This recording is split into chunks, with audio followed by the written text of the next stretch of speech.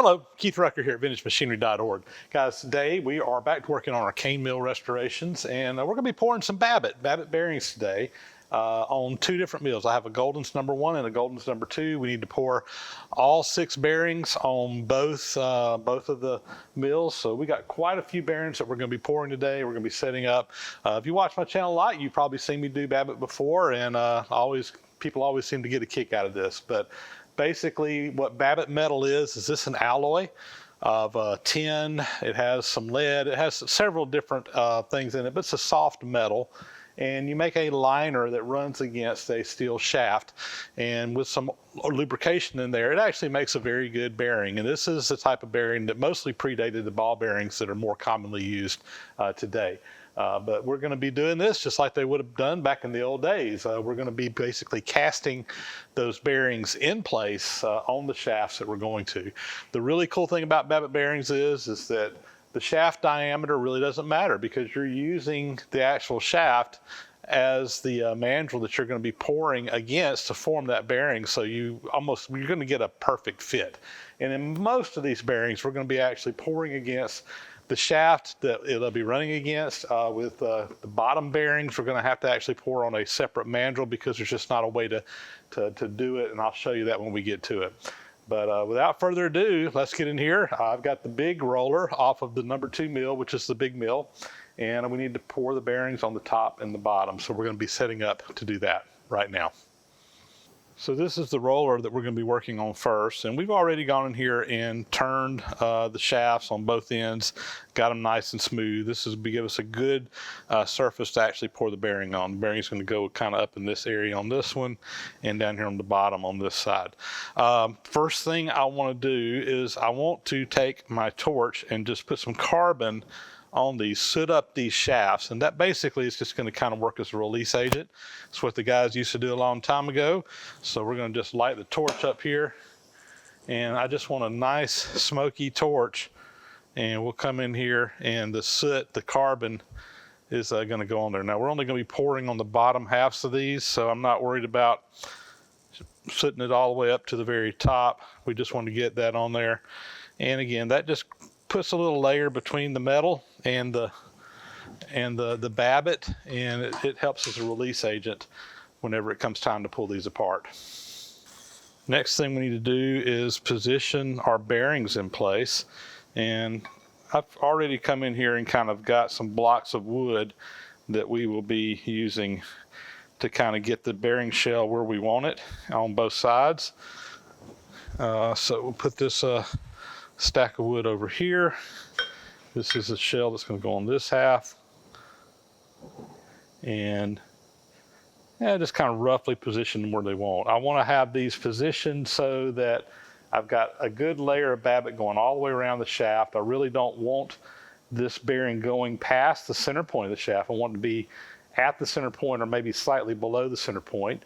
If we go past the center point, the Babbitt wraps around the top of the shaft and it won't knock off very easily. And plus, we want to get as much metal behind that as we can. So as this Babbitt wears, we got plenty of material behind it. We're not getting the shaft into the cast iron, which will damage the shaft here. So now we need to put some damming material in here, and we were to pour these bearings as they are right now, obviously the Babbitt's just going to pour right out. So we need to put some type of damming material in there to keep the Babbitt in the shell. And I'm using a product called Deacon Mold Pack. This is just, it's kind of like the consistency of Play-Doh. You can form it, you can do whatever. It does have some fibers in it, although it is not asbestos. I always get asked that question. Back in the old days, they did use an asbestos-based product, but that has long since been discontinued. I used to use a product called Babbitt for this, and it's no longer made, but back in the day, the old Babbitt did have asbestos in it, and there was always a lot of concern as to when your Babbitt was made as to whether it had asbestos in it or not. I always had newer product, never had to worry about that, but in a lot of these shops, some of the stuff sits around for decades. But this is very similar to the Babbitt material, and you can order this off the internet if you go search for it. It's a little bit expensive, but you need it.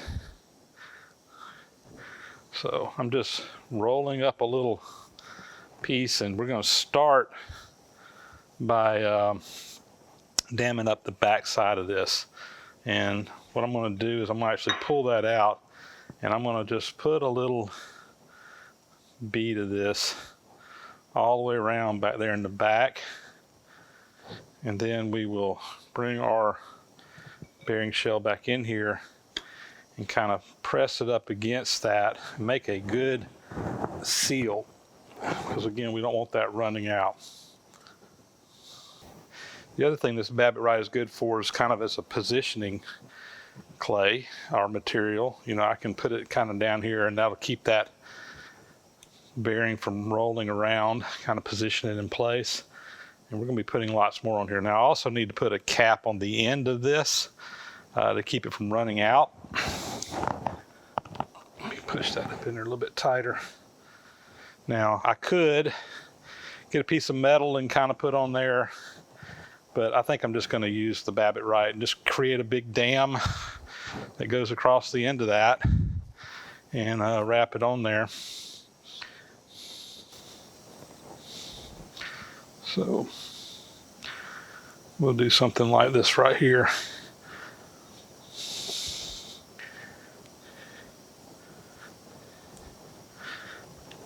And now I'm just going to take a whole bunch of this stuff and just make sure that we got this thing absolutely sealed up and that it's not going to fall off when we start our pour. So I'm make another little roll of this. I'm just going to kind of bring this up underneath the bottom, and we're going to wrap that around that bearing real good and kind of push it in there nice and tight so that we don't get any leaks. If we have a leak, Babbitt goes to pouring everywhere, and that's never a good thing. And we're gonna, I got plenty of this stuff. I tend to not skimp on it. You can reuse it, so it's not like I'm wasting anything. I tend to make sure we have plenty of it on there, because I have had these dams fail before. Babbitt goes running out all over the bench, and then you got to redo everything. So it's just easier to make sure you got a really good dam on the end of this and that it's not going to go anywhere. And I feel pretty good about that. All right, we're going to do a similar thing over on the other side. And I got the back bearing, or the top bearing on this one also positioned. We got it all dammed up. I think we're ready to go. So what we're going to be doing now is putting some heat into these, get these preheated, and then we'll pour the bearings in. So what I'm going to do is just take my torch, and what the whole goal here is I want to preheat these bearing shells so that when we come in with the Babbitt, we're not pouring into a cold shell. You know, I'm not trying to get these super hot, but what I am trying to prevent it from doing is cooling too fast during the pour and freezing the pour. By putting some preheat in these, the Babbitt should flow completely around the bearing, and we have a nice continuous pour, which really makes for a really nice bearing. So we'll just use the torch, and we're trying to heat both the shaft and the shells, and just do a little preheat in there. The Deacon mold, for the most part, doesn't burn. You will get a little bit of burning on the torch here, but it's not like it's just going to burst into flames. I've got my Babbitt over here in a ladle. It's on a camp stove, and it's just been heating up. It is molten. This Babbitt is going to melt somewhere around 700, 750 degrees.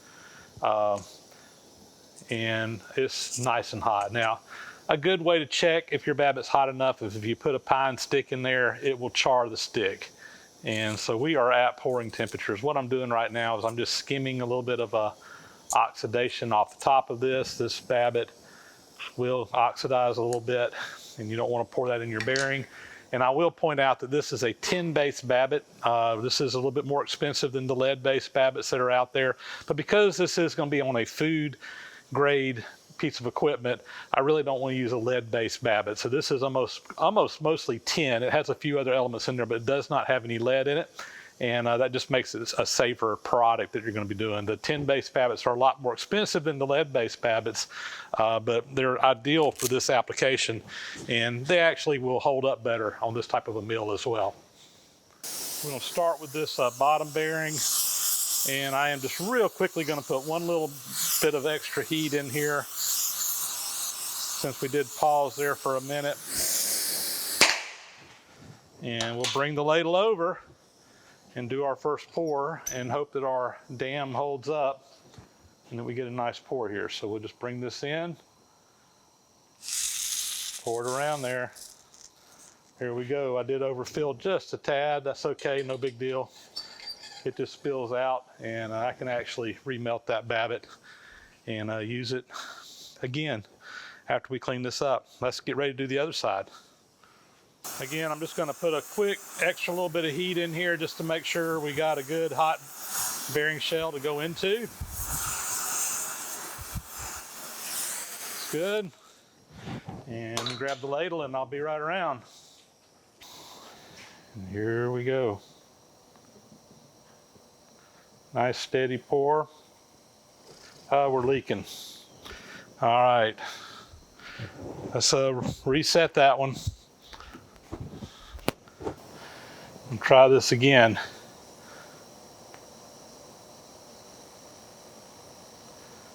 And success.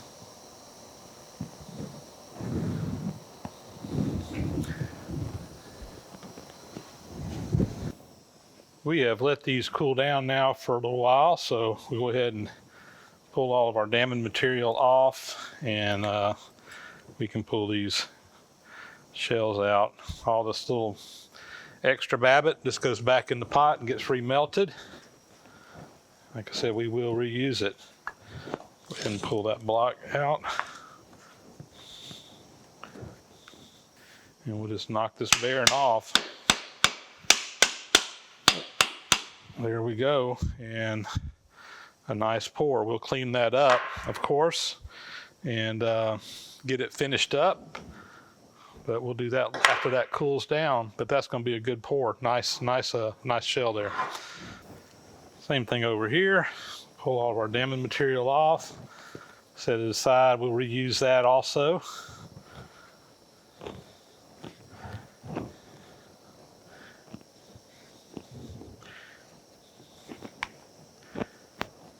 Pull our blocks out. And again, once we clean that up, that'll make a nice bearing.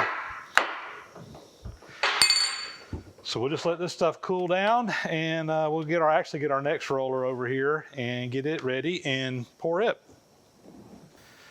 So I've got one of the small rollers off of the Golden's cane mill, the number 2 cane mill, and we're going to be doing the top bearing on this one. This is just, again, a half shell, and I've got it set up.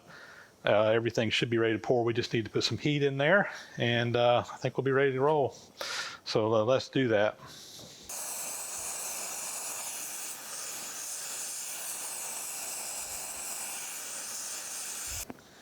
All right, here we go with the pour.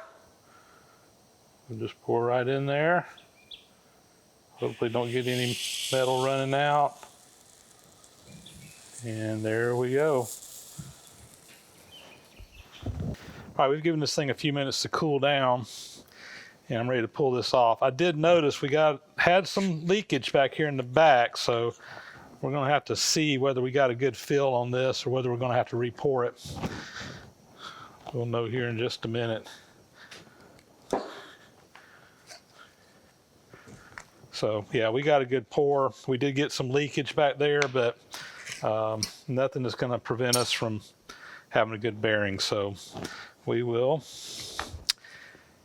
get this one over there cooling down, and we'll get the next one set up. Next one's going to be just like this, just the other small roller. We've got our next bearing set up here for a pour, and go ahead and do it. This is the second small roller off of the number 2 mil top bearing. And we've let this one cool down for a little bit. It's still hot, but hot enough to tear down.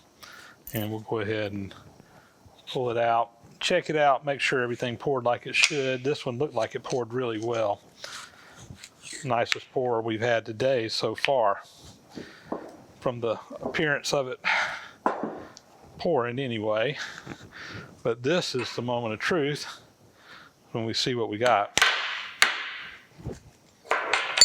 Yeah, and that's a beautiful pour. Again, we'll clean that up and do a little scraping in there, and that's going to be nice. All right, now we need to do the bottom bearings, and those are a little bit different setup. Let me show you what we got to do on those. So the bottom bearings on this are in these cups, rather than being a half shell like the other one was actually dropped down into a cup. And if you look, half of the bearing surface has a place in here for a bearing, and the other half is just open. I didn't mention it earlier, but on these cane mills, because of the way that the cane is rolling in between the 3 rollers, all the pressure is always pushing to the outside, so they don't have bearings on both sides. They only have a bearing on half the side, because that's the only side that's getting any pressure. But on this one, the shaft is going to drop down in there. I can't really use the roller as a pouring mandrel, though, because the roller is bigger right above it, and there's just no way to access it. So to do that, I've just made a mandrel here. I call this a pouring mandrel. It's the same diameter as the shafts that we put on there, and we're dropping that in there and just pouring around it. Now, because we don't want the Babbitt to go on the back side of this, we're going to put some of the Deacon mold in there to keep it from going back there, so we'll only get the half of a bearing. And to do that, I'm just going to take some of the stuff and I'm just going to roll out a thin layer, just like I was rolling dough in a bakery, and just get a nice little thin piece of material to put back there, and then we'll cut it to the right size to fit into that little groove.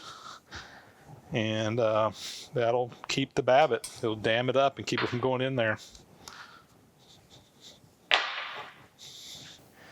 I'm just going to use a straight paint stick here to get me a flat bottom on there.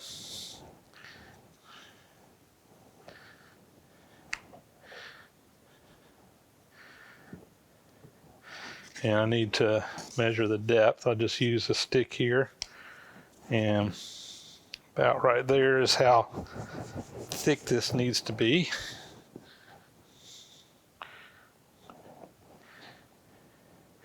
And it's just going to drop down in there, and it looks like it needs to be about, I'll tell you what, let's get a nice square edge on this side, relatively square edge, and it needs to be about that long. And now what I'm going to do is we will just drop that back in there on the back side of this.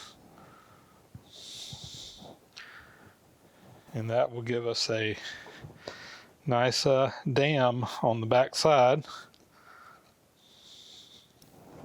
And I'm also going to put a little bit down in the bottom of this, about half a shell. I just don't want the Babbitt running up underneath the bottom too much.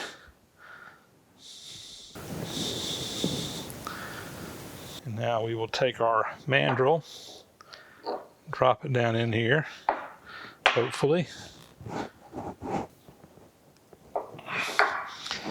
And we're going to kind of form it to that Babbitt that we just put in there.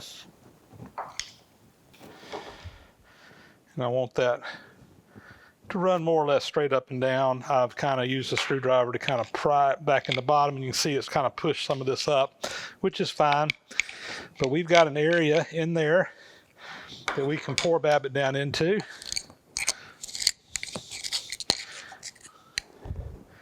And everything should be fine. So this one is ready to pour. So we will go ahead and get our Babbitt heated back up. we'll get this shell heated up, and we're just going to pour straight down into that cup and let it fill up with Babbitt. All right, we've preheated that shell and we are ready to do our pour.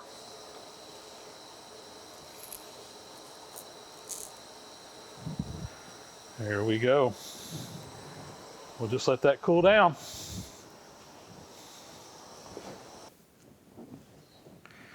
Let's see if we can get that out of there. There we go. Thing's still pretty hot, but it's cooled down enough.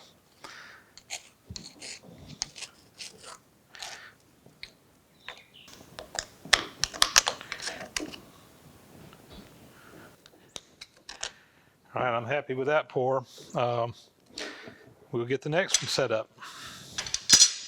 Well, this has been a day out here in the shop. I have poured 12 Babbitt bearings today. You guys pretty much saw me do the ones on the larger mill. I did the smaller one off camera. After that was done, we came in and just cleaned all these up. So these come in here and I take a rasp file and just knock every dang thing down flush where you have the bearing stuff pour up. Also do a little scraping on this, use a Babbitt scraper here, and have to do a little fine adjusting and fine tuning. One thing I always do is kind of knock that little ridge down. There's often a little ridge that kind of catches the side of these, and you want to put these on and where they move nice and smooth, kind of like that right there. We don't even have any oil in there right now, but that's what we're after on all of these. Real nice bearings, just like those right there. Hardly any friction in there at all. And these are done. These are all been poured. They've all been scraped and fitted. I did most of that again off camera. I've showed that process in plenty of other videos. You can search for Babbitt bearings on my channel if you want to get more information on that. But I think that we are ready to reassemble the mills now.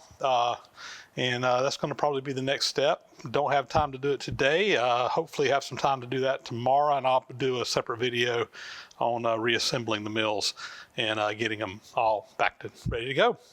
But there you go, pouring Babbitt bearings, scraping Babbitt bearings, and getting them all fitted up. That was a day's worth of work just right there.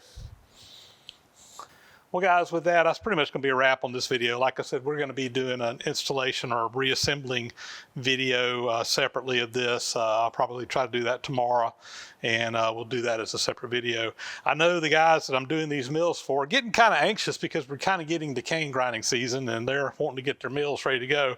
The videos, they'll probably have their mills back before the videos go live, though, just because I'm running, you know, it takes me a week or two to get stuff processed and uploaded and all that. But we are making good progress on this, and some more cane mills being rescued, put back in service. Always fun to restore old antique equipment and get it where people can use it again. That's what I enjoy doing probably more than anything else.